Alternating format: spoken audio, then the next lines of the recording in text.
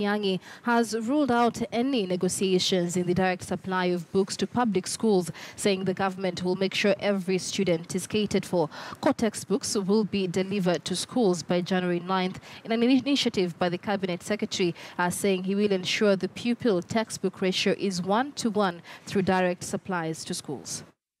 If I go to school A and find that every student in that school has got a textbook, what is the explanation for a different situation in school B, other than corruption, theft, conniving, and collusion between those middlemen and the principals and so on who are involved?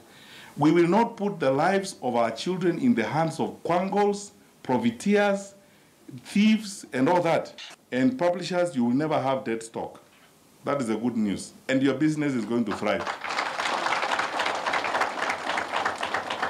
And now it's upon everybody to change their business model. But we have changed ours, our way of engagement as government. There must be consensus.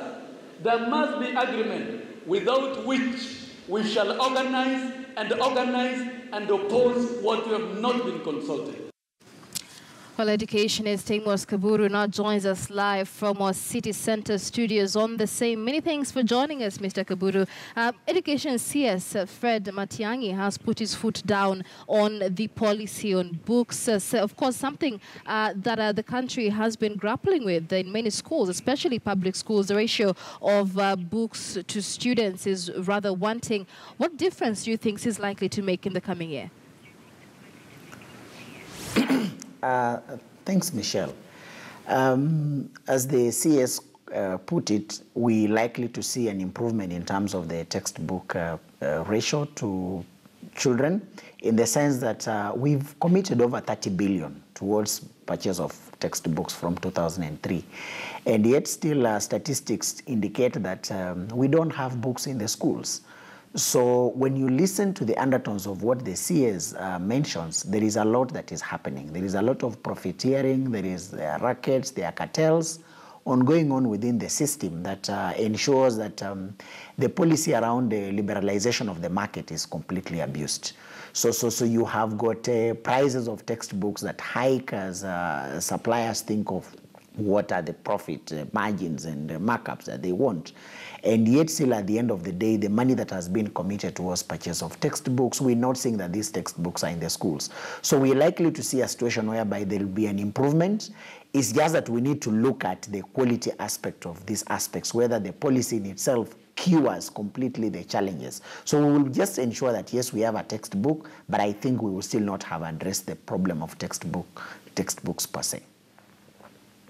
Then specifically needs to be addressed in terms of textbooks, would you say?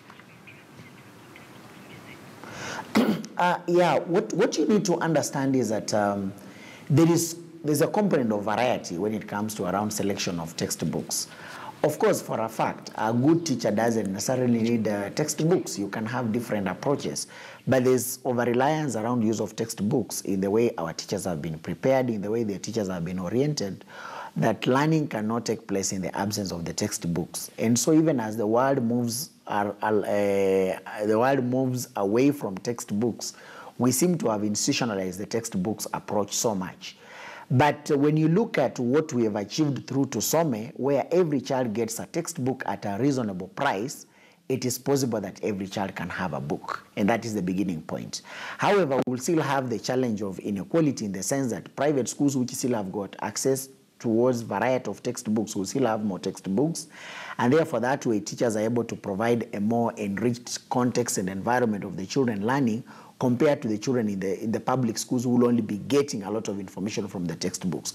Because we have to understand that the Kenyan teacher has highly been institutionalized to believe that the authority around knowledge lies in the textbook. And so there is a lot of emphasis on the textbooks. In fact, there are teachers who even don't refer to the curriculum, they don't refer to the syllabus, they know the textbooks. And many of us, the way we went through school, the teacher will teach topic 1 to topic 2 to topic 3 to topic 4 all the way to the last topic. They never made reference to the syllabus. So in fact, you will be surprised that you can go to some schools and there are no syllabi at all.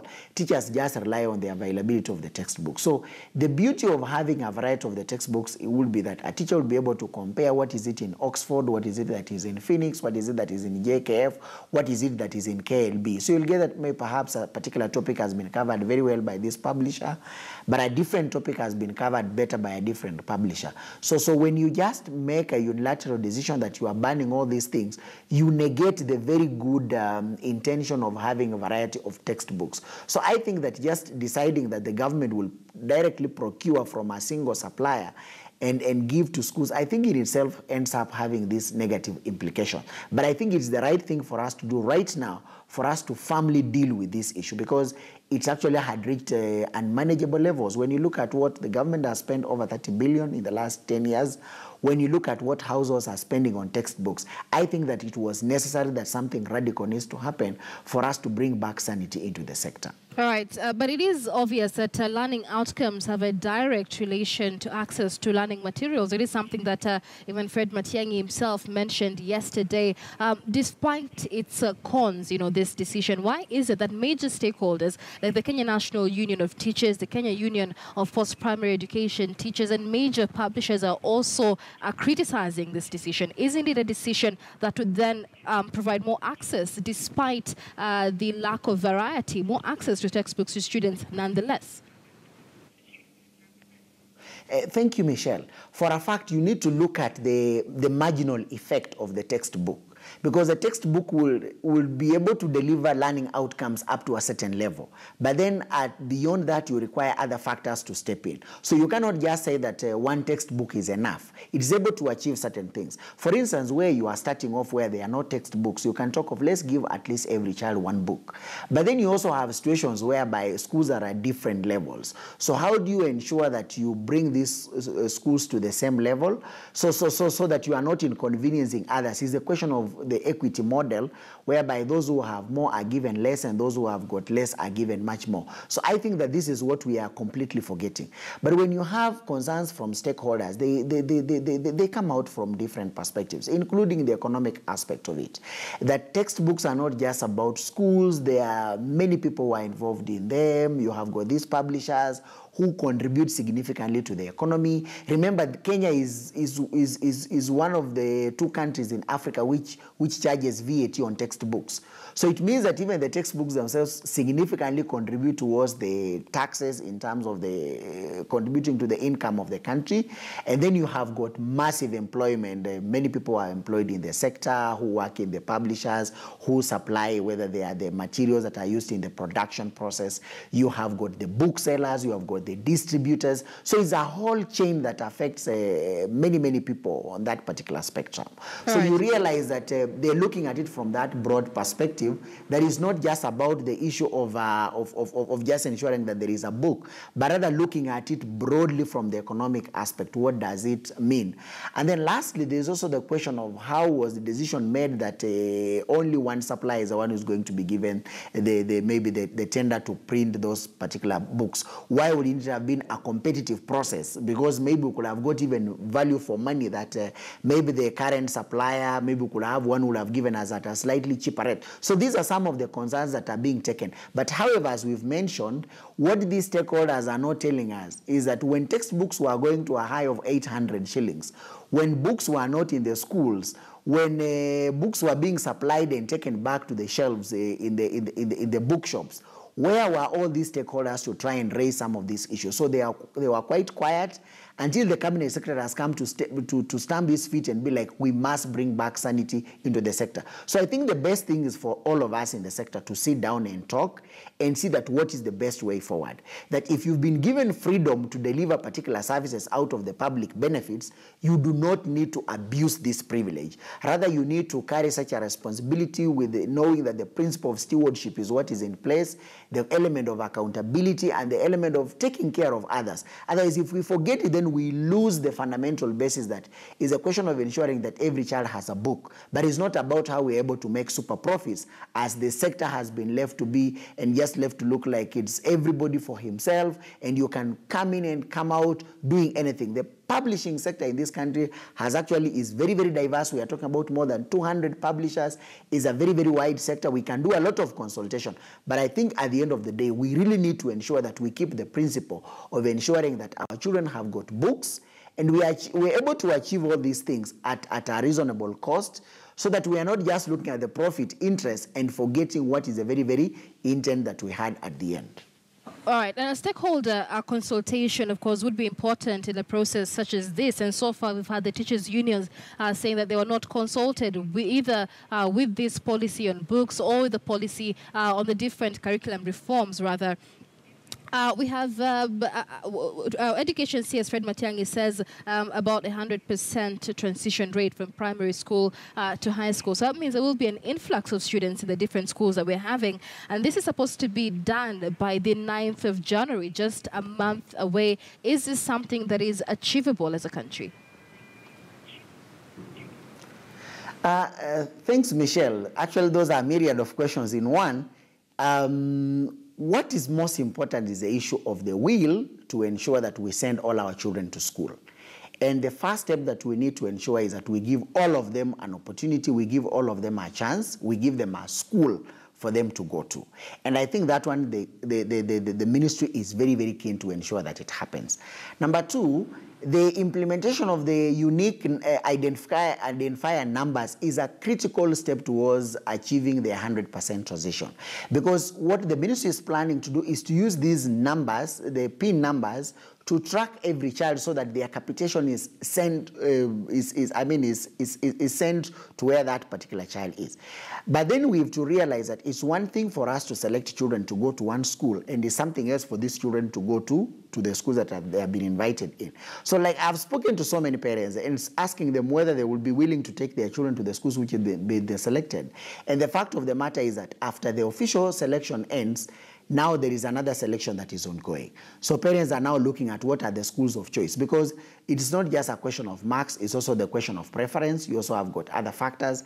I saw like this morning a post from one of the county governments asking children from that particular county who have scored more than 400 marks to apply to the county so that they can be allocated to the national schools within that particular county. So it shows some of these complications around it.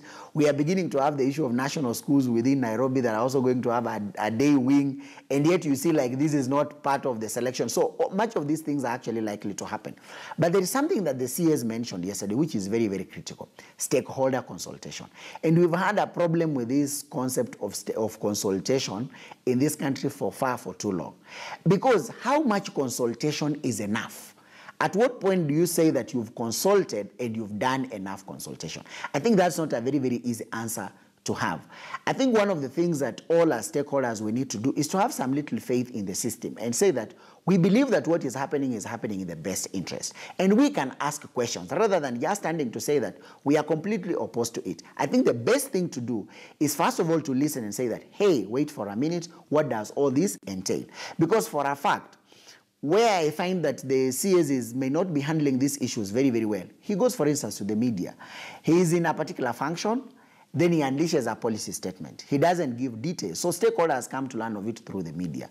It will not cost a lot for the CS to communicate deeply, take a conversation with these stakeholders. There are not so many in the sector. Maybe we're just talking about less than 1,000 people. Sit down with them, take them through what the policy changes are, listen to their reactions, get their feedback, and that way it's capable to implement.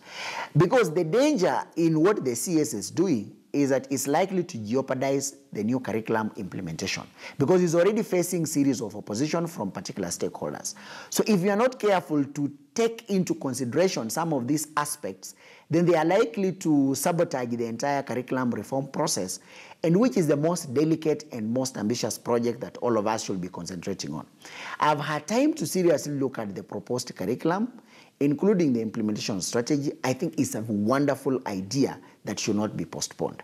However, the most critical player is the teacher who is the implementer. The best the CS should be doing is to put a lot of effort into getting teachers to adopt into these changes. That way, we increase the success rate of this curriculum. But what the CS seems to be so much overwhelmed into many, many other things and doesn't seem to connect with the curriculum reform process. And that's why some stakeholders will use that opportunity to try and see how these reforms and how all these things are likely to jeopardize with their interests. And in such a process, they end up sabotaging. So I think that the Cabinet Secretary means well for this country, but I would really encourage him that he has now to rethink of how to engage these stakeholders. Rather than taking a very, very hard approach, rather than taking this approach which is I will do it and you can go to court or you can go anywhere, I think that's not the right way to go. Don't underestimate and don't underrate the power of these unions and the power of stakeholders. They are in a position to sabotage your process, and all of us will be losers at the end of the day. This is a journey that we don't need to see who goes first. It is a journey that we need to ensure that at the end of the day, we carried everybody along. And there are early adopters who will see the process.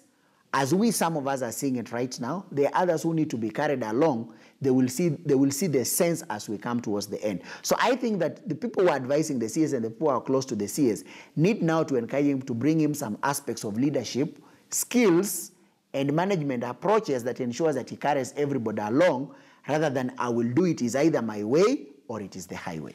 Many thanks for speaking to us. That is educationist Amos Kaburu joining us live from our city center studios. His input there on the stalemate over the implementation of the new education curriculum. You're watching